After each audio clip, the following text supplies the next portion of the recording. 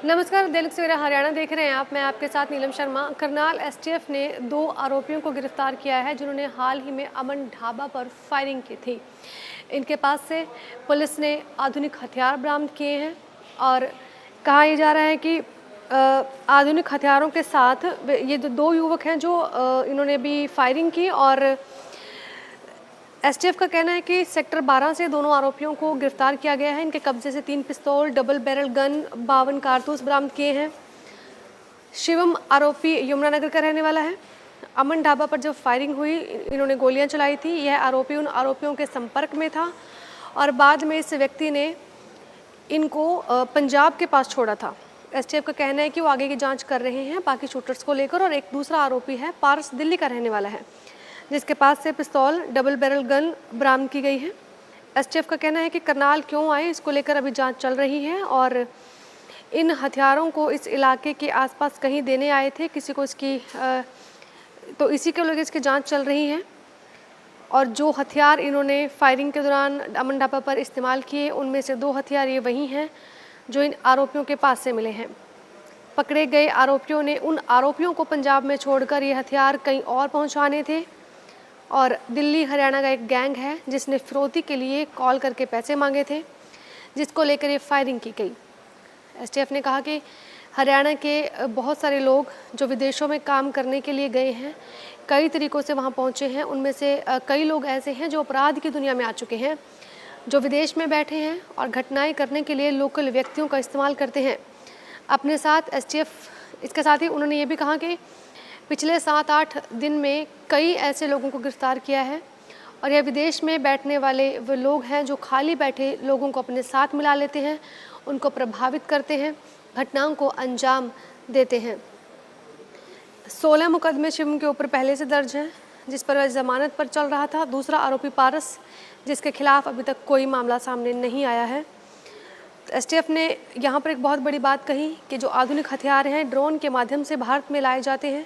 पंजाब के रास्ते ये हथियार आते हैं, पाकिस्तान की तरफ से ये हथियार आते हैं और कोई रास्ता भी नहीं है ड्रोन के माध्यम से भारत में हथियार आने का। वसीम अकरम, एसटीएफ एसपी, क्या कहा उन्होंने, आइए आपको सुनवाते हैं।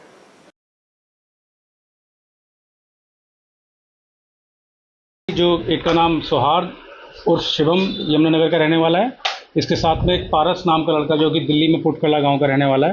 कल करनाल एसटीएफ की टीम ने इन दोनों को सेक्टर 12 करनाल के एरिया से गिरफ्तार किया है और इनके गिरफ्तारी के बाद इनकी गाड़ी से हमें कुछ असला और हमें कुछ एम्यूनेशन बरामद हुआ है, जिसमें 2 जो पिस्टल हैं वो पिस्टल वही हैं जो कि 26 तारीख को अमन ढाबा की में सुबह फायरिंग हुई थी। उस फायरिंग के बाद उन दोनों असले को बरामद कर लिया गया है। इसके साथ साथ एक डबल बैरल गन और एक पिस्टल और हमें बरामद हुआ है। इसमें जो गिरफ्तार लड़का है शिवम, इसका रोल अमन ढाबा के पे जो फायरिंग हुई थी उसके जो शूटर्स हैं एसोसिएट्स, उनको लाना, उनको रुकवाने के बाद में उनको पंजाब छोड़ना, उसके संबंध में आया है। जबकि दूसरा जो पारस है वो लड़का दिल्ली बेस्ड है और इस गैंग से कनेक्टेड है और वो भी इससे मिलने शायद इन असलों को अगले डेड ड्रॉप के माध्यम से एक जगह स्टैश करने के लिए आए थे। इसके संबंध में अभी इनकी गिरफ्तारी की गई और इनको आज हमने आज कस्टडी के लिए लिया है और इनकी अभी हमारी को पुलिस रिमांड मिली और तफ्तीश की जाएगी आगे कि आगे किस किस से संबंधित है, इनके एसोसिएट के बारे में। और बाकी इस घटना के अलावा पता चला है कि 29 मई को जो करनाल के सोकड़ा गाँव में एक फायरिंग हुई थी, उस फायरिंग में भी ये सौहार्द और शिवम का रोल उस दिन घटना के दौरान शामिल आया, ये उसमें शामिल रहा है। उसके साथ में एक दूसरा अक्यूज और था, उसकी पहचान के संबंध में हमारी तरफ से प्रयास चल रहा है। कौन से गैंग से संबंधित है जो असला बरामद हुआ है, चाहे वो वेपन्स है या गोलियां हैं, वो कहाँ के संबंधित? ये कुछ जो विदेश में बैठे यंगस्टर्स हैं उनमें ख़ासतौर पे दिल्ली और एनसीआर का एक गैंग है जो कौशल चौधरी का नाम लिया था, उसके कुछ गुर्गे हैं जो अभी एक्टिव हैं। बाकी इनके जो दूसरे गुर्गे थे वो सौरभ गाडोली या दिनेश गांधी वगैरह, उनको यूएस में डिटेन किया जा चुका है और उनके डिपोर्टेशन की कार्रवाई चल रही है। इसके अलावा इसके गैंग के बाकी जो लोग हैं वो अभी भौंसी जेल में बंद हैं। ये असले कहाँ से हैं, कौन सी असले के सोर्स के बारे में एग्जैक्टली अभी कुछ पता नहीं जा सकता क्योंकि असले भी बरामद हुए हैं पर देखने में पता चलता है कि विदेशी ओरिजिन के। तो ये कहीं पर इन्होंने असले देकर आने थे सर दोबारा?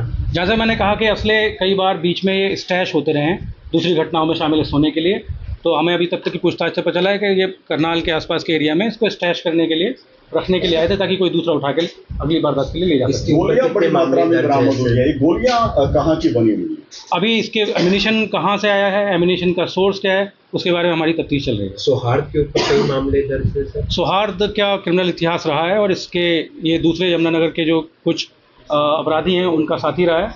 करीब 16 मुकदमे इसके पास इसके पहले से दर्ज हैं और उन एक मुकदमे में जिनमें पहले जमानत पे चल रहा था और दूसरा मुकदमा जो अभी लेटेस्ट दर्ज हुआ था अपने पिताजी के साथ मारपीट करने के संबंध में, उसमें फरार चल रहा था। सर क्या उम्मीद जताई जा रही है, जिसका 2 गिरफ्तारी हुई है, कितने मामले ऐसे हैं जो सुलझ सकते हैं या जिनसे आगे लीड? सौहार्द के संबंध में जो डायरेक्टली 2 मुकदमे हैं, अमन ढाबा वाला और दूसरा ये सोपड़ा गांव में जो फायरिंग का, वो दोनों में बाकी अपराधियों की पहचान चिन्हित करने के लिए वो 2 मुकदमे तो खुलेंगे। इसके साथ में जो उनके विदेश में बैठ के लोग सूत्रधार हैं, उनके दूसरे लोगों से कौन सा रिलेशनशिप उनकी पूछताछ में क्लियर होगा। तो अमन ढाबा पर जो सर आरोपी हैं जिन्होंने शूटर्स हैं, उनकी क्या मदद की थी इन्होंने? इनको कुरुक्षेत्र में कमला लेकर रुकाने में और उसके अलावा अपनी गाड़ी से उनको वारदात के बाद बाइक को वहीं डंप करके आगे गाड़ी से पंजाब ले जाना और ट्रांसपोर्टेशन प्रोवाइड करना। हथियार भी इन्होंने दिए हैं सर? ये हथियार उसी एक्सचेंज के दौरान उनके पास वापस आ गए थे। विदेश में कितने लोगों को डिटेन कर चुके हैं? हमारी जो अलग अलग, जैसे हरियाणा पुलिस ने पिछले 1 साल में करीब 25 रेड कॉर्नर नोटिस और provisional request of arrest, Interpol references और एक्सट्रेडिशन रिक्वेस्ट भेजी है। जैसे 6 एक्सट्रेडिशन रिक्वेस्ट हमने भेजी है जिन पे कार्रवाई अभी चल रही है। जो प्रक्रिया थोड़ी उसको एक्सपेडाइट कराने की कोशिश की जा रही है। अलग अलग जो विदेश में बैठे गैंगस्टर हैं उनको वापस इंडिया लाने के लिए हमारी तरफ से प्रयास उस तरीके से जारी है। अमन ढाबे में हथियार